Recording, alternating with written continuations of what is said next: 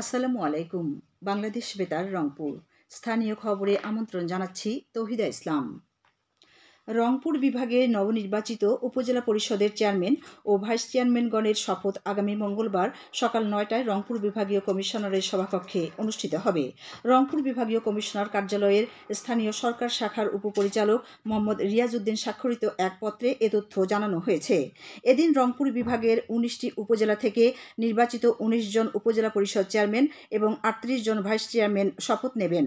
শপথ বাক্য পাঠ করাবেন রংপুরের বিভাগীয় কমিশনার মোহাম্মদ জাকির হোসেন।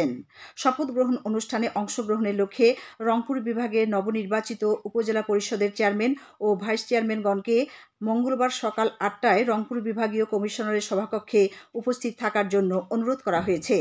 আগামীকাল দুপুর ১টার মধ্যে নির্বাচিত চেয়ারম্যান ও ভাইস চেয়ারম্যানগণকে তাদের সর্বশেষ স্থাবর ও অস্থাবর সম্পত্তির বিবরণ সংবলিত হলফনামা বিভাগীয় কমিশনার কার্যালয়ে স্থানীয় সরকার শাখায় প্রেরণ করতেও বলা হয়েছে।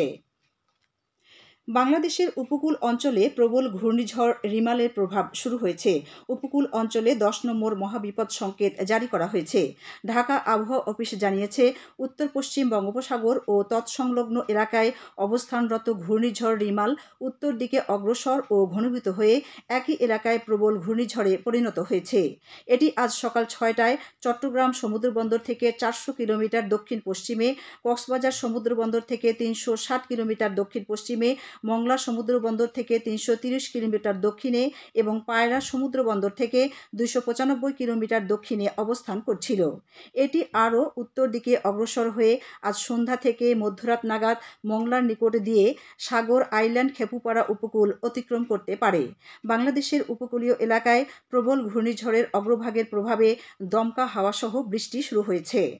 প্রবল ঘূর্ণিঝড় কেন্দ্রের ৬৪ কিলোমিটারের মধ্যে বাতাসের একটানা সর্বোচ্চ গতিবেগ ঘন্টায় ৯০ কিলোমিটার, যা দমকা অথবা ঝোড়ো হাওয়ার আকারে ১২০ কিলোমিটার পর্যন্ত বৃদ্ধি পাচ্ছে। প্রবল ঘূর্ণিঝড় কেন্দ্রের নিকটবর্তী এলাকায় সাগর বিক্ষুব্ধ রয়েছে। পায়রা ও মংলা সমুদ্র বন্দরসমূহকে ৭ নম্বর বিপদ সংকেত নামিয়ে তার পরিবর্তে ১০ নম্বর মহাবিপদ সংকেত, ১০ নম্বর মহাবিপদ সংকেত দেখাতে বলা হয়েছে। উপকূলীয় জেলা খুলনা, সাতক্ষীরা, বাগেরহাট, পিরোজপুর, ঝালকাঠি, বরগুনা, বরিশাল, ভোলা, পটুয়াখালী এবং তাদের অদূরবর্তী দ্বীপ ও চরসমূহ ১০ নম্বর মহাবিপদ সংকেতের আওতায় থাকবে। কক্সবাজার ও চট্টগ্রাম সমুদ্র বন্দরকে ৬ নম্বর বিপদ সংকেত নামিয়ে তার পরিবর্তে ৯ নম্বর মহাবিপদ সংকেত, ৯ নম্বর মহাবিপদ সংকেত দেখাতে বলা হয়েছে।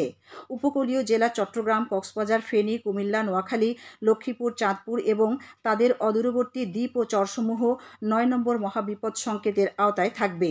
খুলনা, সাতক্ষীরা, বাগেরহাট, পিরোজপুর, ঝালকাঠি, বরগুনা, বরিশাল, ভোলা, পটুয়াখালী, ফেনী, কুমিল্লা, নোয়াখালী, লক্ষ্মীপুর, চাঁদপুর, চট্টগ্রাম ও কক্সবাজার জেলার নদী বন্দরসমূহকে ৪ নম্বর নৌ মহাবিপদ সংকেত, ৪ নম্বর নৌ মহাবিপদ সংকেত দেখিয়ে যেতে বলা হয়েছে।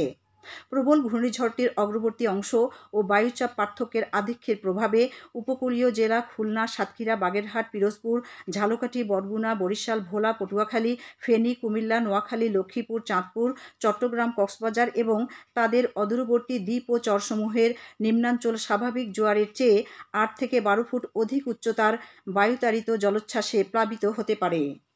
প্রবল ঘূর্ণিঝড়ের প্রভাবে রাজশাহী, রংপুর, ময়মনসিংহ, ঢাকা, খুলনা, বরিশাল, চট্টগ্রাম ও সিলেট বিভাগে দমকা অথবা ঝোড়ো হাওয়াসহ ভারী থেকে অতি ভারী বর্ষণ হতে পারে।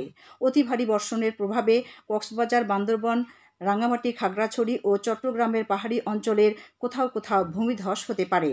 উত্তর বঙ্গোপসাগর ও গভীর সাগরে অবস্থানরত মাছ ধরার নৌকা ও ট্রলারসমূহকে পরবর্তী নির্দেশ না দেওয়া পর্যন্ত নিরাপদ আশ্রয়ে থাকতে বলা হয়েছে। সবশেষে আবহাওয়া। আজ সন্ধ্যে ৬টা পর্যন্ত পূর্বাভাসে বলা হয়েছে, খুলনা, বরিশাল, কুমিল্লা, পটুয়াখালী, নোয়াখালী, চট্টগ্রাম এবং কক্সবাজার অঞ্চলসমূহের উপর দিয়ে দক্ষিণ দক্ষিণ পূর্ব দিক থেকে ঘন্টায় ৮৯ কিলোমিটার বা তার চেয়ে বেশি বেগে দমকা অথবা ঝোড়ো হাওয়াসহ অস্থায়ীভাবে বৃষ্টি অথবা বজ্রসহ বৃষ্টি হতে পারে। এসব এলাকার নদীবন্দরসমূহকে ৪ নম্বর মহাবিপদ সংকেত, ৪ নম্বর মহাবিপদ সংকেত দেখাতে বলা হয়েছে। এছাড়া দেশের অন্যান্য অঞ্চলসমূহের উপর দিয়ে একই দিক থেকে ঘন্টায় 60 থেকে 80 কিলোমিটার বেগে দমকা থেকে ঝোড়ো হাওয়া বয়ে যেতে পারে। সেই সাথে বৃষ্টি অথবা বজ্রসহ বৃষ্টিপাতের সম্ভাবনা রয়েছে।